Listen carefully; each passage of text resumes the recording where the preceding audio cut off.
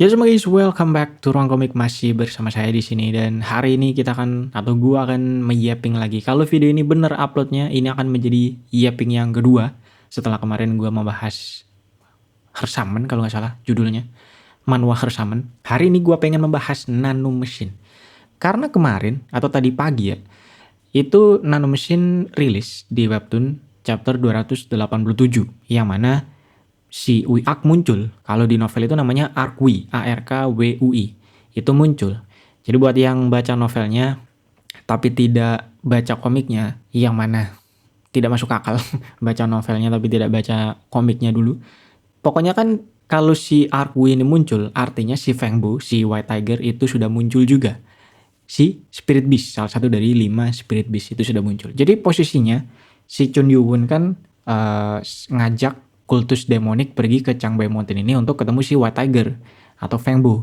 Nah terus mereka tabok-tabokan, si MC sama si Fengbo ini tabok-tabokan, dipisah lah sama si Arkwui. Arkwui ini muncul.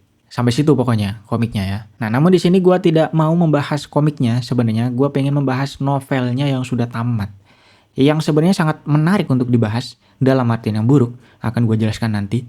Jadi sebelum itu gue akan memperingatkan spoiler tentu saja di sini buat kalian yang tidak mau kena spoiler, yang pengen baca komiknya doang, bisa kalian tutup video ini karena video ini literally isinya hanya spoiler.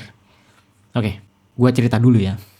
Jadi dulu itu kan gue baca komiknya Nano Machine sampai ketika si Chun Yoo-won sudah sampai di kerajaan buat nyolong si Fire Killin, salah satu dari 5 Spirit Beast juga si Fire Killin. Nah terus gue penasaran sama kelanjutannya, gue bacalah novelnya sampai tamat. Terus setelah tamat gue masih baca komiknya karena buat nyari ilustrasinya, seperti biasalah. Kayak LTM juga sama, meskipun gue tahu ceritanya dari novelnya, tapi pas animenya rilis gue tetap pengen nonton ilustrasinya. Nah karena Nano Machine di komiknya sampai Changbai Mountain ini, gue ingat lah sama novelnya karena posisinya Changbai Mountain ini sudah di hampir-hampir akhir. Bentar lagi ini tamat pak. Gua ingat lah sama endingnya yang sangat jelek. Gua nggak tahu kenapa bisa begitu endingnya. Jelek banget. Buat kalian yang baca novelnya, seharusnya akan sependapat dengan gua. Gua nggak tahu sih, apa mungkin ada dari kalian yang menganggap ending seperti itu adalah ending yang bagus. Gua bingung sih kalau ada yang bilang bagus, karena memang jelek menurut gua ya. Itu sangat jelek pak. Tapi sebelum gua membahas endingnya, gua pengen membahas tengah-tengahnya dulu karena ada yang pengen gua bahas juga. Jadi secara singkat, si Chun Yoo-won ini, si MC-nya ini kan tipe-tipe grinding dari yang noob awalnya, terus grinding sampai jadi kultus demonik, sampai menjadi kultus demonik gitu ya. Dari awalnya dia nggak punya apa-apa, bahkan disingkirkan, tidak dianggap sebagai penerus kepala pemimpin kultus demonik, tapi akhirnya berhasil menjadi pemimpin kultus demonik. Nah secara singkat, sejak si karakter utama Chun Yoo-won itu menjadi pemimpin kultus demonik ini, ceritanya mulai tidak mempunyai struggle sama sekali. Kayak semua konflik itu bisa diterabas semuanya tanpa adanya hambatan, hanya mengandalkan baku hantam, tabok-tabokan, semuanya menjadi beres. Itu adalah tipikal tengah-tengah. Jadi ceritanya awalnya seru, tengah-tengahnya ini membosankan sekali, baru endingnya mulai ada yang menarik. Itu Nano Machine, kalau gue harus menyimpulkan ya, merangkum dari awal sampai terakhir. Jadi tengah-tengahnya ini sangat membosankan karena semua konflik bisa tabok-tabokan terus dan beres. Si MC-nya ini, si Chun Yoo-won ini juga entah kenapa makin lama itu semakin emosian. Kalau kalian kegiatan favoritnya itu sehari-hari adalah menebas tangan kanan seseorang. Meskipun orang ini harusnya menurut gua ya nggak terlalu salah dalam POV-nya si MC. Menurut gua beberapa kasus itu ada yang bisa dijustifikasi sebenarnya alasannya. Tapi pokoknya apapun yang tidak cocok sama si MC ini ditebas sama dia. Udah tewas gitu aja. Nah mungkin kalian berpikir ya namanya kan pemimpin dari kultus demonik gitu ya. Namanya aja kultus demon. Jadi harusnya memang kejam. Betul sih, tapi masalahnya seperti yang gue bilang di awal tadi, ceritanya itu menjadi kehilangan unsur struggle-nya pak. Tidak ada taktik atau kepintaran yang dimainkan. Bahkan karakter pendukungnya pun mulai menjadi tidak penting sampai situ. Sampai si MC menjadi pemimpin kultus demonik sudah sangat OP, sampai mempunyai fire killing, seterusnya. Nah itu sangat membosankan bagi gue ya, membaca novelnya. Karena kalau ada sesuatu yang tidak bisa diatasi sama karakter pendukungnya, itu si MC akan maju sendirian membereskan hal tersebut dan bisa. Contohnya, gue ingat pas si Chun Yoo Won ini sama Cultus Demon ini yang jumlahnya kalau nggak salah cuma ratusan pada saat itu, mau pergi ke North Ice Palace, mau pergi ke utara. Nah terus mereka ini dihadang sama The Great Hung Clan, salah satu klan yang sudah kong kali kong sama musuhnya si MC, jadi mereka dihadang sama ribuan pasukan klan tersebut. Dengan pasukan kultus demonik ini yang jauh lebih sedikit, ratusan kalau nggak salah. Tapi apa yang terjadi? Chun Yoo Won ini menyuruh bawahannya untuk diem. Udah diem saja di sini, saya yang maju. Kemudian pas dia maju, si pasukan Hung Clan ini kan manah ya. 1000 pasukan manah semua, jadi ada 1000 panah diarahin ke si MC. Tapi si MC Chun Yoo Won ini bisa dengan mudah membalikkan panah-panah ini, ngendaliin panah-panah ini, dia balikin lagi. Dan seketika menewaskan ribuan pasukan musuh ini. Menjadikan ini sebagai pertempuran yang sangat singkat. Salah satu dari pertempuran yang sangat singkat di cerita Nanomachine. Dan cerita kayak gini tuh beberapa kali, Pak. Contohnya lagi pas ada di mana itu ya? Di pokoknya melawan Murim Alliance. Dan si MC menewaskan banyak sekali orang di situ dengan skill pedangnya yang terbang-terbang itu. Yang bisa dikendaliin seenak jidat dengan nanomachine-nya itu. Itu kan juga tidak ada kontribusi yang segitunya dari karakter yang lain. Pokoknya semuanya dihabisin sama si MC doang. Ada beberapa kali cerita kayak gini yang gak jauh berbeda juga. Pokoknya tabok-tabokan terus menang. Intinya si MC-nya ini bisa menyelesaikan masalah dengan baku hantam. Itu saja.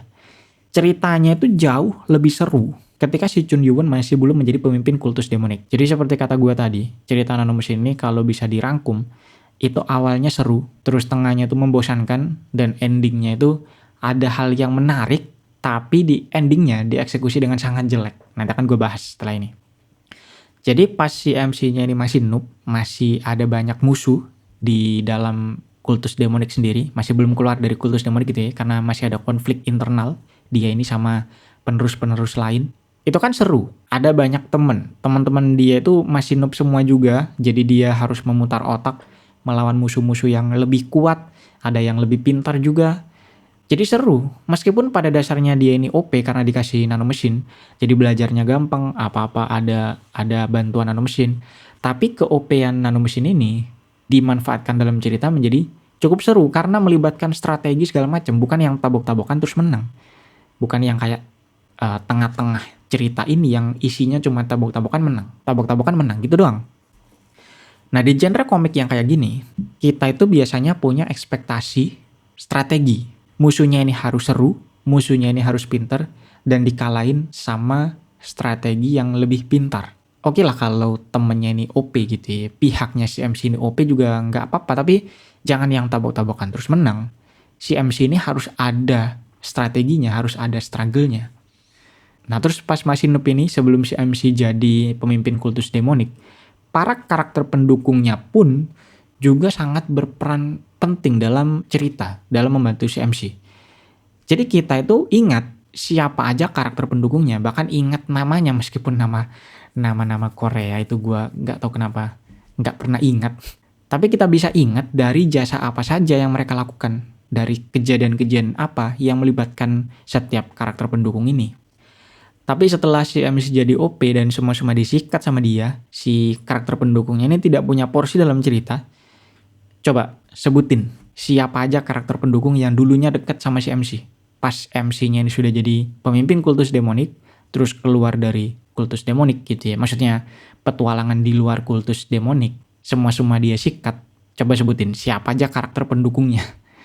Kayaknya lupa dah. Setidaknya gue sendiri itu pada satu titik lupa bahkan si 6 pedang, si 6 orang yang dibuat sama si MC menjadi pengawal aka asisten, aka sahabatnya si MC itu aja gue lupa siapa-siapa aja nama mereka, atau siapa-siapa aja mereka, wajahnya seperti apa, ilustrasinya seperti apa, itu gue lupa. Jadi semakin ke belakang akan ada semakin banyak karakter yang kita lupakan nantinya.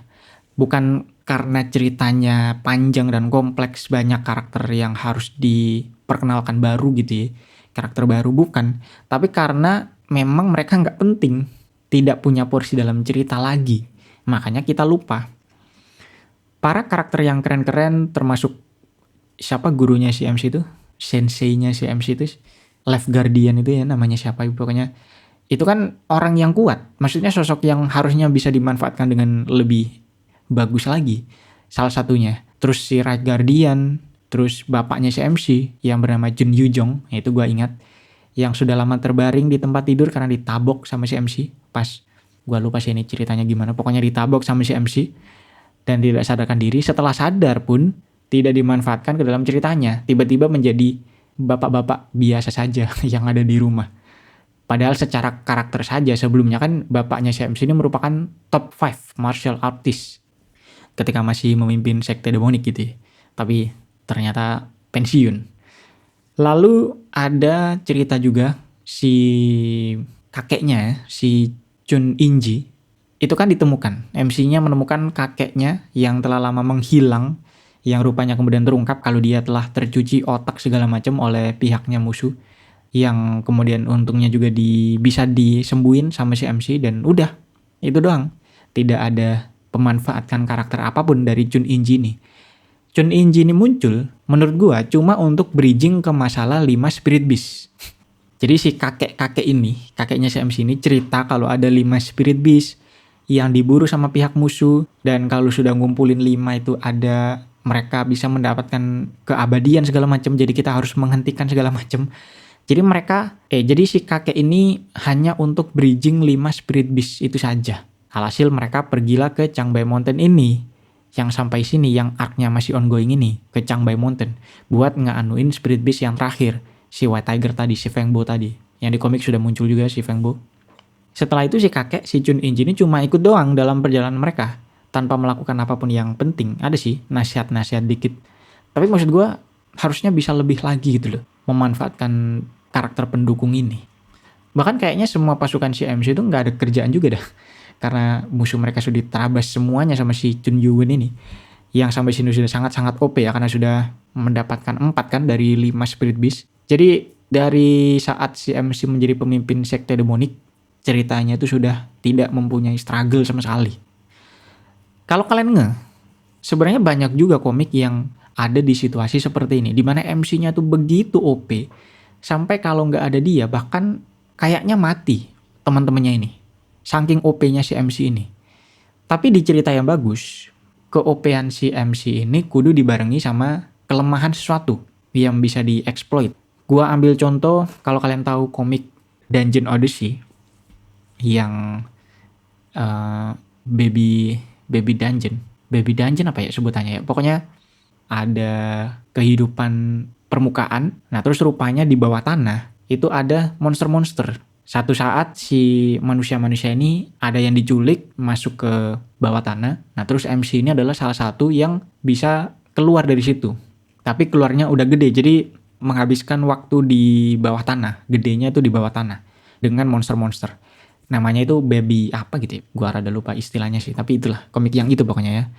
Nah gua pikir secara konsep komik ini cukup mirip dengan Nano Mesin, karena si MC punya faksi sendiri, memimpin banyak bawahan. Si Dungeon Odyssey ini kan MC-nya juga punya bawahan sendiri, bahkan punya dungeon sendiri, terus melawan faksi lain, dan MC-nya OP, punya parasit di tubuhnya. Apalagi kalau parasitnya ini aktif, kayaknya nggak bisa kalah dia ini. Tapi selain OP, dia itu ada banyak minusnya juga yang bisa dieksploit sama musuhnya. Entah itu parasitnya ini punya efek samping lah, atau tiba-tiba muncul musuh yang tidak diketahui kekuatannya segimana lah. Sehingga si MC-nya ini harus hati-hati dan tidak bisa gegabah sama musuh. Atau ketika si faksinya MC ini ngelawan faksi lain, mungkin MC ini harus ngelindungin sesuatu. Dalam kasus ini dia harus ngelindungi dungeonnya, karena kalau dungeonnya ini hancur, core-nya ini hancur, ya seluruh dungeonnya kan hancur semua juga.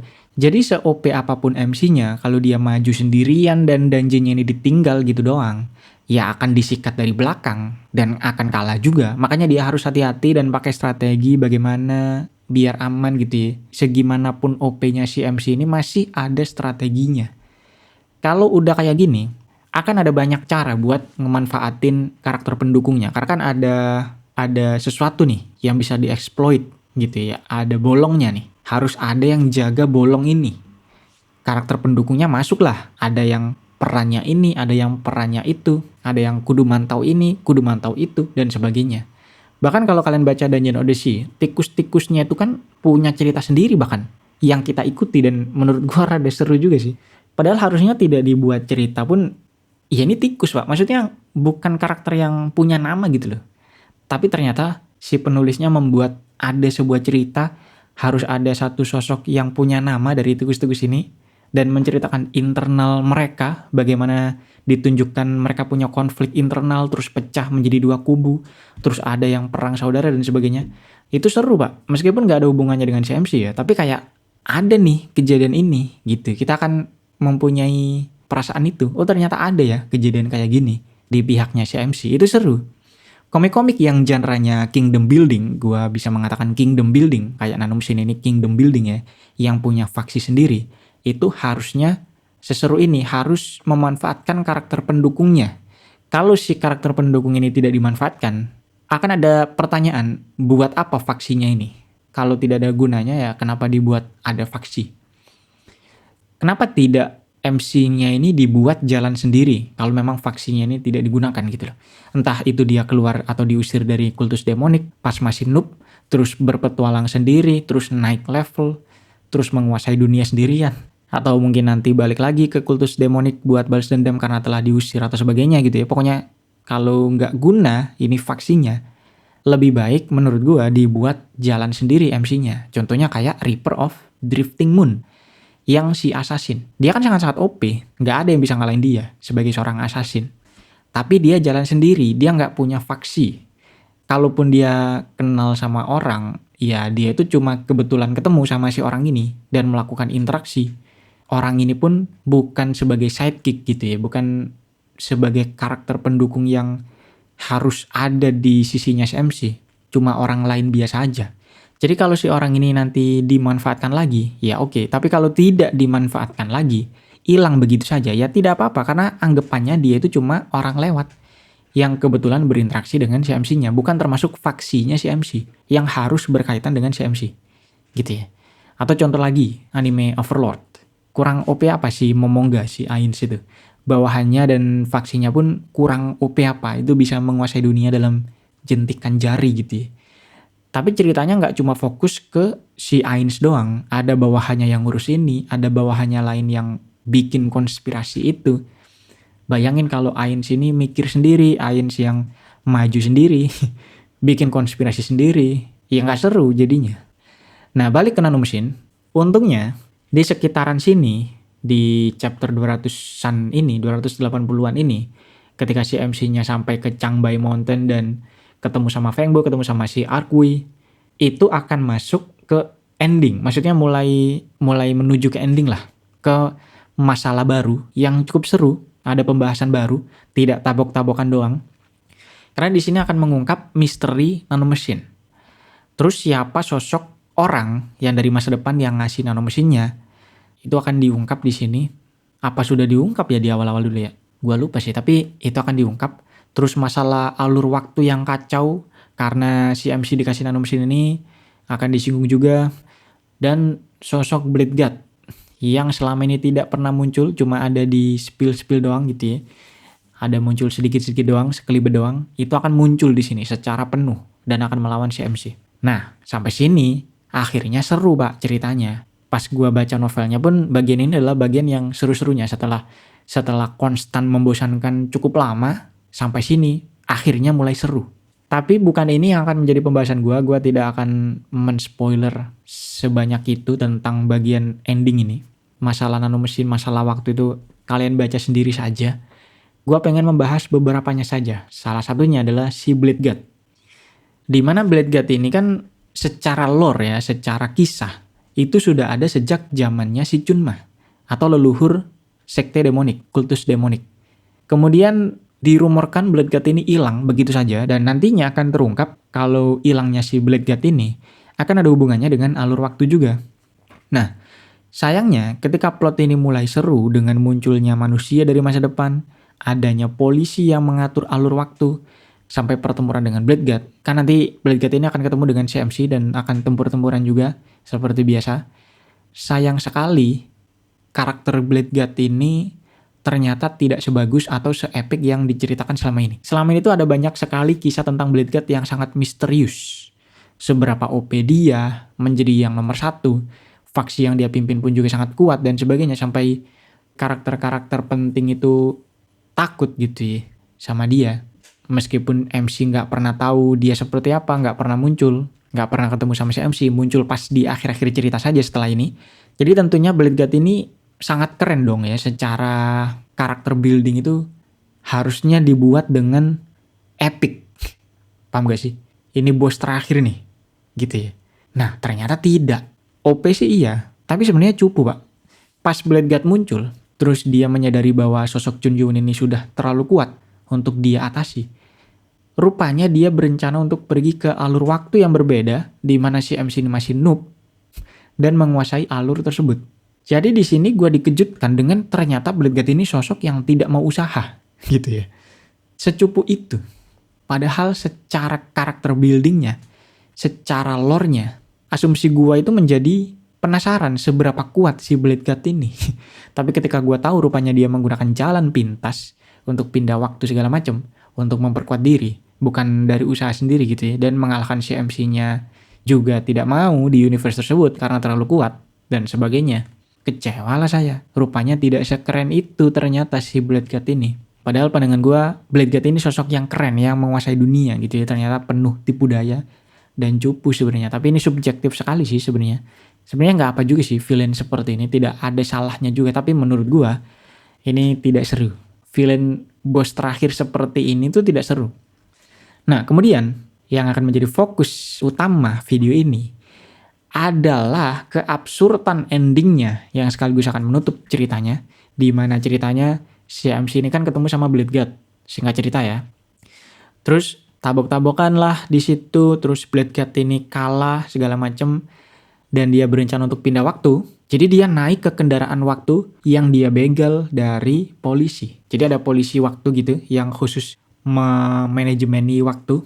Ada datang ke situ, ke alur waktu tersebut. Nah kendaraannya ini dibegal sama si Blade God. Jadi dia mau kabur sebenarnya. Nah terus si MC ini mau menghentikan si Blade God-nya. Jadi dia naik ke kendaraan yang dinaiki sama si Blade God ini, baku hantam sebentar di situ sama si Blade God, sampai akhirnya Blade God ini kalah. Dan si MC bisa mengambil alih kendaraan tersebut. Nah tapi kendaraan ini kan canggih. Bukan dari masa itu gitu ya. Dan rusak juga kalau nggak salah, seingat gue. Tidak terkendali juga. Jadi si MC pun tidak bisa mengendalikan kendaraan tersebut dan akhirnya pergi ke masa depan. Nyasar ke masa depan. Dan terdampar di situ tanpa tahu cara untuk pulang. Jadi dia meninggalkan kultus demonik begitu saja. Termasuk teman-temannya, termasuk kekasihnya si Munku ya, yang pada malam itu, literally pada malam itu, juga baru diketahui bahwa dia hamil, Pak. Terus ditinggal sama si MC. Nah terus setelah itu apa yang terjadi? Tidak ada. Benar-benar tidak ada. Karena novelnya tamat. Jelek banget. Kalau kalian baca novelnya dan menilai ini adalah ending yang bagus, gue gak tahu sih bagaimana penilaian kalian tentang ending seperti ini yang bagus. Ini nanggung ini. Meskipun dalam cerita sebenarnya itu belum tamat memang. Karena ceritanya itu dilanjutkan ke novel lain dengan judul Descent of the Demon God. Yang mana ceritanya itu menceritakan bagaimana si MC Chun Yun ini hidup di masa depan, karena kan dia terdampar di masa depan. Nah dia hidup di situ dengan segala kecanggihan di situ. Intinya kesimpulannya adalah cerita tentang orang kuno si Chun Yun ini terdampar ke era modern. Bagaimana ceritanya? Nah itu adalah kelanjutannya tapi di novel lain. Jadi nanomesinnya tamat sampai sini, gitu doang endingnya. Si MC nyasar, tidak balik lagi. Udah tamat nanomesinnya. Sangat tidak terduga ya. Nah tapi memang di ending novel selanjutnya tadi dengan judul Descent of the Demon God tadi, Chun Yun itu memang diceritakan akan bisa kembali lagi ke alur waktu yang tadi, yang asli. Tapi gue gak baca novel ini karena kepanjangan lagi lah. Kenapa gue harus ngikutin satu novel lagi hanya untuk membaca ending dari nanomesin gitu ya. Maksud gue kalau ceritanya segitu gantungnya dan masih lanjut, minimal jadiin satu novel lah. Jadiin satu buku lah. Masa ending sebuah buku dengan satu judul itu bisa segitu gantungnya dan dilanjut ke buku lain yang dengan judul yang berbeda. Artinya kan Nanomachine belum tamat maksud gua. Atau bisa juga dengan endingnya Nanomachine ini tetap ceritain kalau MC-nya akan bisa balik lagi meskipun tanpa detail kehidupan di era modern dia. Era modernnya ini bolehlah ceritain di buku lain gitu ya. Tapi ending Nanomachine-nya itu setidaknya kasih tahu lah kalau MC-nya ini akan balik lagi. Itu masih oke kalau ada cerita MC balik lagi. Tapi kalau di Nanomachine nggak dikasih kejelasan apapun tentang kejadian terdampar ini, dan di-cut begitu saja, hilang gitu saja, orang yang namanya Chun Ji-won ini hilang, lenyap dalam universe tersebut. Ya masa tamat gitu ya. Kalau gua nggak tahu tentang novel kelanjutannya ini, gua pasti mikir kalau Nanomachine ini belum tamat. Mungkin hiatus mungkin untuk sekarang dan nanti akan dilanjutin lagi sama penulisnya. Karena segitu gantungnya memang, masa ditinggal gara-gara kecelakaan atau terdampar. Nah, sebagai info saja buat yang belum tahu, sebenarnya universe Nanomachine itu terhubung ke banyak cerita yang sama populernya. Setelah Nanomachine itu lanjut ke Descent of the Demon God. Terus sebelum Nanomachine itu ada Mist, Might, and Mayhem. Yang MC di situ adalah si Chunma. Chunmanya si Chun Ji-won, leluhurnya si Chun Ji-won yang sudah dibahas di Nanomachine sebagai leluhur mereka. Itu kalau nggak salah MC di Mist, Might, and Mayhem ini. Seru juga ini, sudah ada adaptasi komiknya dan sangat recommended untuk dibaca. Meskipun gue berharap ceritanya ini tidak nanggung juga ya kayak Nanomachine. Nah terus sebelum cerita si Chunma, sebelum Mist, Might, and Mayhem, ada lagi Absolute Sword Sense yang MC-nya itu adalah So Won-wi yang bisa ngomong sama pedang, yang menjadi Blood Demon. Sekarang ceritanya sampai dia menjadi Blood Demon. Nah itu cerita sebelum si Chunma. Sebelumnya itu ada Invisible Mumu, tapi nggak ada komiknya, ini cuma ada novelnya. Jadi kalau kalian mau baca komiknya secara berurutan, itu ada Absolute Sword Sense, terus Mist, Might, and Mayhem, dan Nanomachine. 3 ini reruntutan, alurnya cuma beda timeline di universe yang sama. Mungkin ada cerita lain lagi yang ada di universe yang sama tapi gue nggak tahu. Intinya beda-beda timeline saja di universe yang sama. Tapi gue nggak peduli sebenarnya. Namanya satu cerita ya harus satu cerita sampai tuntas. Setidaknya dari perspektif si MC cerita ini, ya janganlah MC-nya dibuat hilang gitu ya. Di ending tanpa kejelasan apapun, tahu-tahu ada di buku lain dengan judul yang berbeda lagi. Meskipun ada hubungannya dan masih lanjut di cerita buku lain ini, ya itu harusnya menjadi cerita lain. Harus ada tuntas dulu di buku yang sebelumnya kalau mau menjadi buku lain gitu ya. Kecuali kalau memang Descent of the Demon God ini diniatkan menjadi Nanomachine 2 untuk lanjutannya, mungkin oke. Tapi masalahnya kan tidak. Posisinya itu mirip dengan LOTM sebenarnya. Ini sempat gue bahas di review buku kedua, Circle of Inevitability. Di mana LOTM buku pertama itu sebenarnya juga cukup nanggung karena apokalipsnya belum terjadi dan di ending LOTM fokusnya si client, si MC-nya itu kan juga untuk siap-siap apokalips. Makanya dia mau jadi LOTM. Alasan dia mau jadi LOTM itu kan persiapan untuk apokalips ini. Tapi apokalipsnya sendiri nggak diceritain rupanya. Jadi cukup nanggung sebenarnya. Tapi bedanya di LOTM, si client ini nggak hilang. Satu, masih ada di situ. Dan ceritanya pun juga sebenarnya sudah selesai pada tahap ini. Maksudnya tujuan si client itu sudah selesai. Dia sudah menjadi true god, bahkan sudah menjadi LOTM, bisa dibilang bahan-bahannya sudah dia dapat semua, tinggal tidurnya doang untuk ngambil alih. Secara posisi, itu dia sudah beres semua, dan harus time skip memang, karena kan dia harus tidur ini. Nah ini dilanjut di buku kedua, dipisah di buku kedua juga masih oke. Karena kan Apocalypse ini pembahasannya mungkin akan panjang lagi, akan cukup berbeda, jadi oke-oke saja kalau dipisah. Gue gak ada masalah dengan ending LOTM buku pertama. Nah, tapi di buku keduanya, yang gue komplain kan, karena awalnya gue mikir buku kedua ini niatnya ngelanjutin buku pertamanya, tapi rupanya didesain sebagai buku yang independen, yang bisa dibaca tanpa membaca buku pertamanya. Nah, ini yang membuat rada amburadul.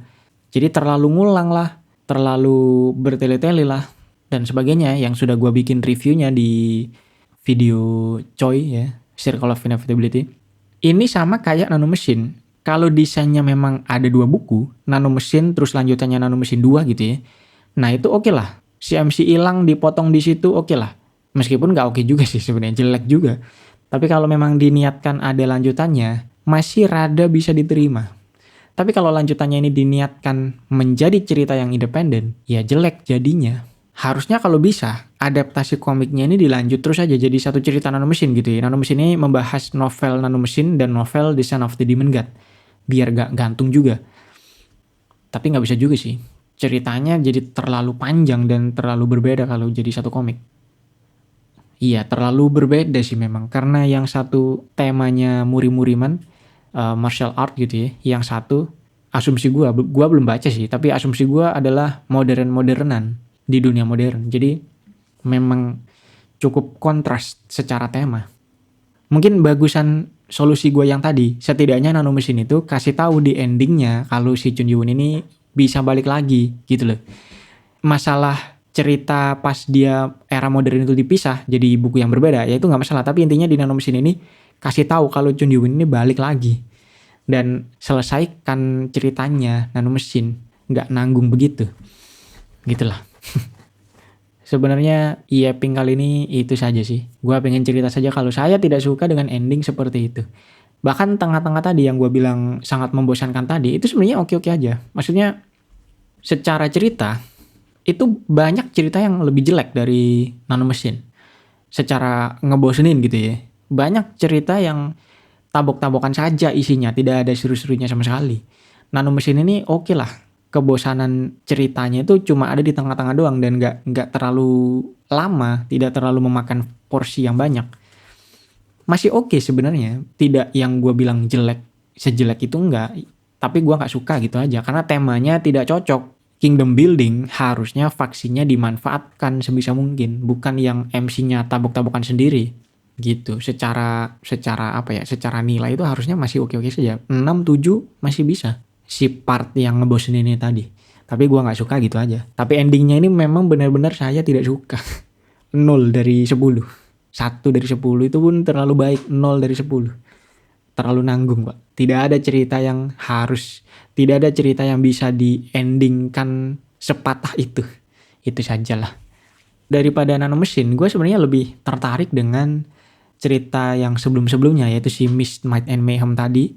Terus si Absolute Sword Sense, itu gue lebih penasaran sih. Karena katanya kan cerita dari karakter-karakternya akan terkait.